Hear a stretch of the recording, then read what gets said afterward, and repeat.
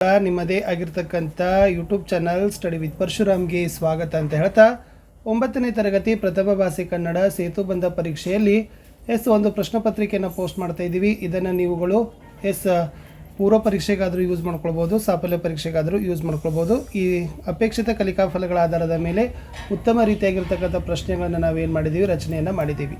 So already 9ಗಾಗಿ ನಾನು SS ಮತ್ತು ಹಿಂದಿಯನ್ನು ಹಾಕಿದ್ದೆ. ಸೊ ಅದನ್ನು ಇವಾಗ ನೆಕ್ಸ್ಟ್ ಬರ್ತಾ ಇದೆ. ಸೊ ಅದನ್ನು ಕೂಡ ಸಾಧ್ಯವಾದಷ್ಟು ಬಂದರೆ ಮತ್ತೊಂದು ನಾನು ಏನು ಮಾಡ್ತೀನಿ ಅಂತಂದರೆ ಪ್ರಶ್ನೆ ಪತ್ರಿಕೆಯನ್ನು ಸಹಿತನೂ ಕೂಡ ಕೊಡ್ತೀನಿ. ಸೊ ನೋಡೋಣ FLN ಮತ್ತು ಅಪೇಕ್ಷಿತ ಕಲಿಕಾ ಫಲಗಳು. ವಾಕ್ಯ ಮತ್ತು ಪ್ಯಾರವನ್ನು ಸರಾಗವಾಗಿ ಅರ್ಥಸಹಿತ ಓದಿ ಅರ್ಥವನ್ನು ಹೇಳ್ತಾರೆ.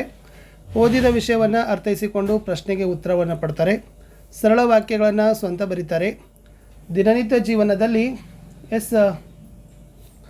ಕನ್ನಡ ಭಾಷೆಯನ್ನು ಮಾತನಾಡ್ತಾರೆ ಮತ್ತು ಬಳಸ್ತಾರೆ.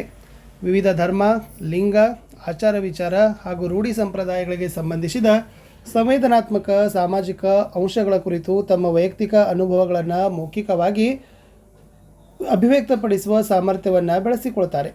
ಕಾಲಾನುಸಾರ ವೃತ್ತಿಗಳಲ್ಲಿ ಸಂಭವಿಸುವ ಬದಲಾವಣೆಗಳು ಹಾಗೂ ಯಂತ್ರೋಪಗಳ ಬಳಕೆಯಿಂದ ಉಂಟಾಗುವ ಸಾಮಾಜಿಕ ಮತ್ತು ಆರ್ಥಿಕ ಪರಿಣಾಮಗಳನ್ನು ಗುರುತಿಸಿ ವಿವರಿಸುವ ಸಾಮರ್ಥ್ಯವನ್ನು ವಿದ್ಯಾರ್ಥಿಗಳು ಬೆಳೆಸ್ತಾರೆ. ಸೋಲು ಗೆಲುವುಗಳನ್ನು ಸಮಾನವಾಗಿ ಸ್ವೀಕರಿಸಿ ಒತ್ತಡದ ಸಂದರ್ಭಗಳಲ್ಲಿ ತಾಳ್ಮೆಯಿಂದ ನಿರ್ಧಾರ ಕೈಗೊಳ್ಳುವ ಮತ್ತು ಸಂಬಂಧಗಳನ್ನು ಗೌರವಿಸುವ ಭಾವನಾತ್ಮಕ ಸಮತೋಲನವನ್ನು ಬೆಳೆಸಿಕೊಳ್ತಾರೆ.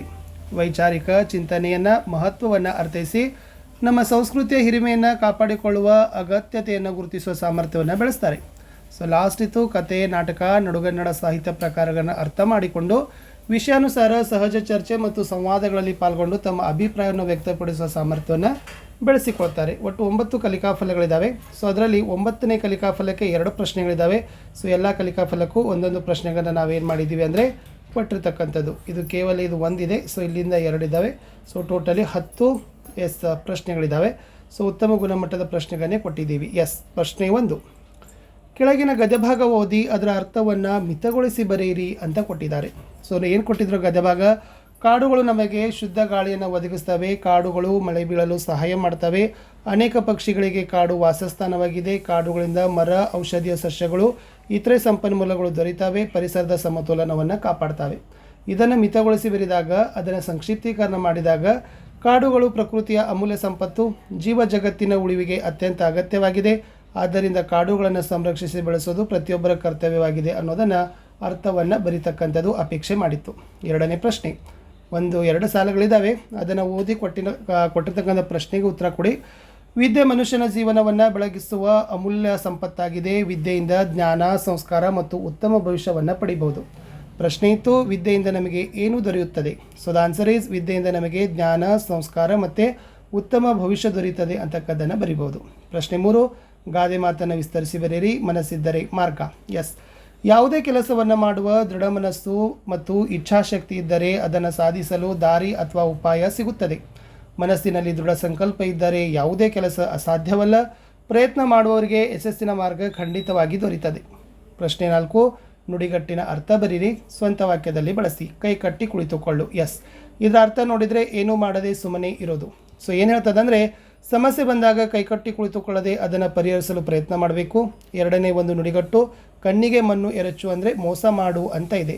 ಅವನು ತನ್ನ ಸ್ನೇಹಿತನ ಕಣ್ಣಿಗೆ ಮಣ್ಣು ಎರಚಿ ಹಣವನ್ನು ಪಡೆದುಕೊಂಡನು ಅನ್ನೋದನ್ನು ಉತ್ತರದಲ್ಲಿ ಬರಿಬೋದು. 5ನೇ ಪ್ರಶ್ನೆ, ನಿಮ್ಮೂರಿನಲ್ಲಿ ಪ್ರತಿ ವರ್ಷ ಯಾವುದಾದರೊಂದು ಜಾತ್ರೆ, ಹಬ್ಬ, ಹರಿದಿನ ಮಾಡ್ತಾನೇ ಇರ್ತಾರೆ. ಹಾಗಾದರೆ ಆ ಆಚರಣೆಗಳ ಬಗ್ಗೆ ನಿಮ್ಮ ಅಭಿಪ್ರಾಯವನ್ನು ವ್ಯಕ್ತಪಡಿಸ್ರಿ. ಈ ಜಾತ್ರೆ ಜನರಲ್ಲಿ ಐಕ್ಯತೆ ಮತ್ತು ಸಹೋದರನ ಬೆಳೆಸ್ತವೆ. ನಮ್ಮ ಸಂಸ್ಕೃತಿ ಮತ್ತು ಸಂಪ್ರದಾಯಗಳನ್ನು ಉಳಿಸ್ತವೆ. ಸ್ಥಳೀಯ ವ್ಯಾಪಾರ ಮತ್ತು ಉದ್ಯೋಗಗಳಿಗೆ ಉತ್ತೇಜನ ಸಿಗ್ತದೆ. ಜನರಿಗೆ ಮನೋರಂಜನೆ ಮತ್ತು ಸಂತೋಷ ಸಿಗ್ತದೆ. ವಿವಿಧ ಪ್ರದೇಶಗಳ ಜನರು ಒಂದೆಡೆ ಸೇರಿ ಪರಸ್ಪರ ಪರಿಚಯವಾಗ್ತಾರೆ. ಧಾರ್ಮಿಕ ಮತ್ತು ಸಾಮಾಜಿಕ ಮೌಲ್ಯಗಳ ಬಲಗೊಳ್ತವೆ.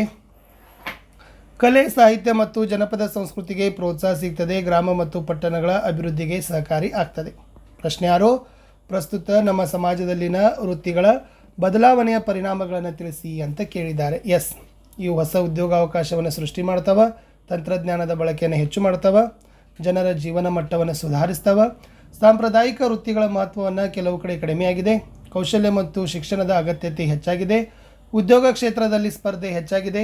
ಆರ್ಥಿಕ ಅಭಿವೃದ್ಧಿಗೆ ಉತ್ತೇಜನ ದೊರೆತಿದೆ. ನಗರೀಕರಣ ಮತ್ತು ವಲಸೆ ಹೆಚ್ಚಾಗಿದೆ ಅಂತ ಬರಿಬೋದು. 7ನೇ ಪ್ರಶ್ನೆ, ವಿದ್ಯಾರ್ಥಿ ಜೀವನದಲ್ಲಿ ಸೋಲು ಅಥವಾ ಗೆಲುವು ಯಾವುದು ಮುಖ್ಯ? ನಿಮ್ಮ ಉತ್ತರವನ್ನು ಸೂಕ್ತವಾದ ಅಂಶಗಳಿಂದ ಸಮರ್ಥನೆಯನ್ನು ಕೊಡಿ. ಎಸ್. ಸೊ ವಿದ್ಯಾರ್ಥಿ ಜೀವನದಲ್ಲಿ ಸೋಲು ಮತ್ತು ಗೆಲುವು ಎರಡೂ ಮುಖ್ಯ. ಏಕೆಂದರೆ ವ್ಯಕ್ತಿ ಬೆಳವಣಿಗೆಗೆ ಮತ್ತು ಯಶಸ್ಸಿಗೆ ಸೋಲು ಹೆಚ್ಚು ಪಾಠ ಕಲಿಸ್ತದೆ. ಗೆಲುವು ಸಂತೋಷ ಮತ್ತು ಆತ್ಮವಿಶ್ವಾಸ ನೀಡಿದರೆ ಸೋಲು ತಪ್ಪುಗಳನ್ನು ತಿದ್ದಿಕೊಳ್ಳುವ ಅವಕಾಶವನ್ನು ಕೊಡ್ತದೆ. ಸೊ ಹೇಗೆ ಸಮರ್ಥಿಸ್ಬೋದಂದರೆ, ಸೋಲು ನಮ್ಮ ದೌರ್ಬಲ್ಯಗಳನ್ನು ಗುರುತಿಸಲು ಸಹಾಯ ಮಾಡ್ತದೆ. ಸೋಲು ಸಹನೆ, ಧೈರ್ಯ ಮತ್ತು ಪರಿಶ್ರಮದ ಮಹತ್ವ ಕಲಿಸ್ತದೆ. ಸೋಲಿನಿಂದ ಪಡೆದ ಅನುಭವ ಭವಿಷ್ಯದಲ್ಲಿ ಯಶಸ್ಸನ್ನು ಸಾಧಿಸ್ತದೆ. ಗೆಲುವು ಆತ್ಮವಿಶ್ವಾಸವನ್ನು ಹೆಚ್ಚಿಸ್ತದೆ. ಸೋಲು ಗೆಲುವು ಎರಡೂ ಜೀವನದ ಅವಿಭಾಜ್ಯ ಅಂಗಗಳು ಅಂತ ಬರೆದ್ರೆ ಆನ್ಸರ್ ಕಂಪ್ಲೀಟ್ ಆಗ್ತದೆ. 8ನೇ ಪ್ರಶ್ನೆ, ಪರಿಸರ ಮಾಲಿನ್ಯಕ್ಕೆ ಮಾನವನೇ ಮುಖ್ಯ ಕಾರಣ, ಈ ಹೇಳಿಕೆಯನ್ನು ಸಮರ್ಥಿಸಿರಿ ಅಂತ ಕೇಳಿದ್ದಾರೆ. ಎಸ್. ಪರಿಸರ ಮಾಲಿನ್ಯಕ್ಕೆ ಮಾನವನ ಚಟುವಟಿಕೆಗಳೇ ಮುಖ್ಯ ಕಾರಣ. ವಾಹನಗಳು ಮತ್ತು ಕಾರ್ಖಾನೆಗಳಿಂದ ಹೊರಬರುವ ಹೊಗೆ ವಾಯು ಮಾಲಿನ್ಯವನ್ನು ಉಂಟು ಮಾಡ್ತವೆ. ನದಿಗಳು ಮತ್ತು ಕೆರೆಗಳಿಗೆ ತ್ಯಾಜ್ಯವನ್ನು ಬಿಡೋದ್ರಿಂದ ಜಲಮಾಲಿನ್ಯ ಉಂಟಾಗ್ತದೆ. ಪ್ಲಾಸ್ಟಿಕ್ ಮತ್ತು ಕಸವನ್ನು ಎಲ್ಲೆಂದರಲ್ಲಿ ಎಸೆಯುವುದರಿಂದ ಭೂ ಮಾಲಿನ್ಯ ಆಗ್ತದೆ. ಅರಣ್ಯ ನಾಶದಿಂದ ಪರಿಸರದ ಸಮತೋಲನ ಹಾಳಾಗ್ತದೆ. ಸೊ ಪರಿಸರವನ್ನು ಕಾಪಾಡೋದು ಪ್ರತಿಯೊಬ್ಬ ಮಾನವನ ಕರ್ತವ್ಯವಾಗಿದೆ ಅಂತ ಬರೆದ್ರೆ ಆನ್ಸರ್ ಇಸ್ ರೈಟ್. ಸೊ 9ನೇ ಪ್ರಶ್ನೆ, ಸುಳಿವು ಇದ್ದಾವೆ.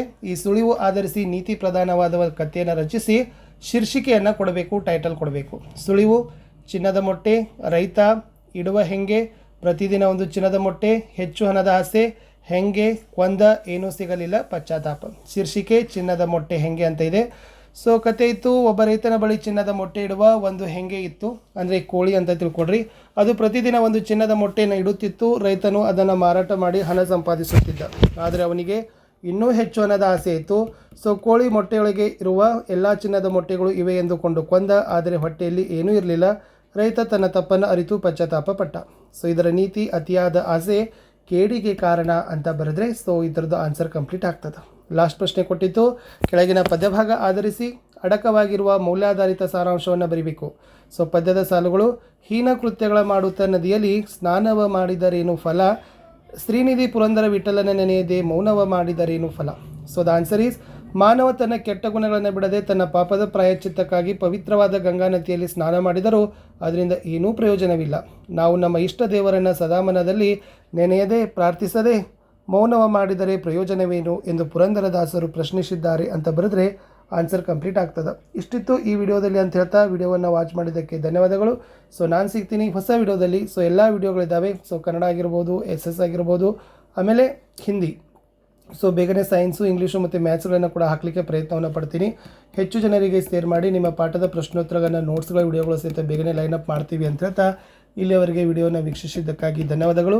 Have a nice day. Bye. So ಕಮೆಂಟಲ್ಲಿ ಮತ್ತು ಡಿಸ್ಕ್ರಿಪ್ಷನ್ ಬಾಕ್ಸ್ನಲ್ಲಿ ಲಿಂಕ್ಸ್ ಇದ್ದಾವೆ. ಅವುಗಳ ಯುಟಿಲೈಸನ್ನು ಪಡ್ಕೊಂಡು ಖಂಡಿತವಾಗಿ ನೀವೇನು ಮಾಡ್ಬೋದು, ಇನ್ನೂ ಹೆಚ್ಚಿನ ವಿಡಿಯೋಗಳನ್ನು ವೀಕ್ಷಣೆಯನ್ನು ಮಾಡ್ಬೋದು.